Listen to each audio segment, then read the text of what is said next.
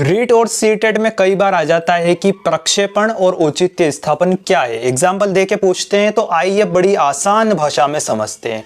प्रक्षेपण क्या होता है? प्रक्षेपण का सीधा सा मतलब होता है कि अपनी असफलता का दोष किसी और पर लगा देना या किसी और पर मढ़ देना। यह क्या कहलाता है? प्रक्षेपण।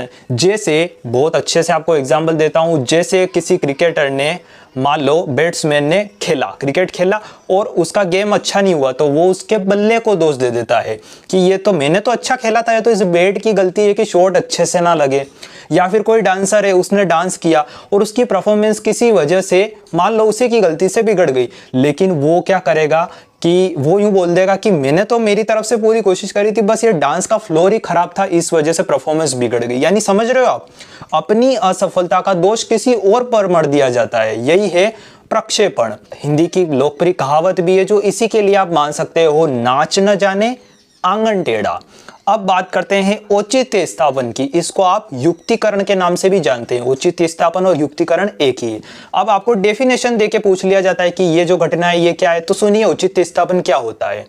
जो चीज प्राप्त नहीं हो उसी में दोष निकाल देना क्या होता है? युक्तिकरण या औचित्य स्थापन। वो अलग था, प्रक्षेपण था कि अपनी असफलता का दोष किसी और पर लगा देना, और औचित्य स्थापन क्या है? जो प्राप्त नहीं हुआ उसी में दोष लगा दो।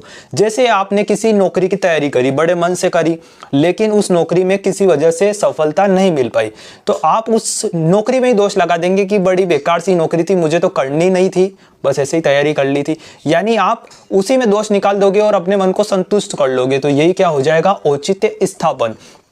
जैसे आप मान लो किसी वस्तु को खरीदना चाहते हैं, आपकी पसंदीदा वस्तु है, लेकिन वो क्या है कि उस दुकान के स्टॉक में एक ही थी और वो वस्तु बिक गई, तो आप क्या कहोगे कि मुझे तो बड़ी बेकार सी वस्तु थी, ये खरीदनी नहीं थी।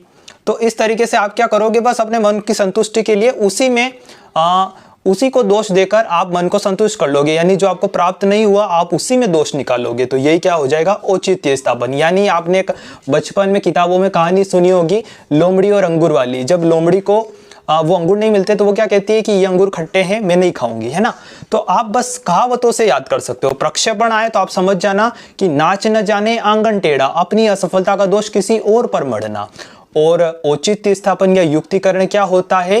अंगूर खट्टे हैं, यानी जो नहीं मिला उसी में दोष लगा दो। तो प्रक्षेपण आए तो आप समझ जाना कि नाच न जाने आंगन टेढ़ा, अपनी असफलता का दोष किसी और पर मढ़ना।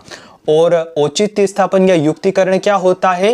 अंगूर खट्टे हैं, यानी जो नहीं मिला उसी में दोष लगा दो। तो उम्मीद करता हूं साथियों मैंने बहुत ही सरल तरीके से आपको समझाने की कोशिश की है। तो आपने वीडियो यहाँ तक देखा, उसके लिए आपका बहुत बहुत धन्यवाद, और ऐसे ही वीडियो के लिए फॉलो कर लीजिएगा। तब तक के लिए मैं आदित्य जैन प्रतापगढ़ की धरती से आपसे विदा लेता हूँ। जय हिंद, जय भारत।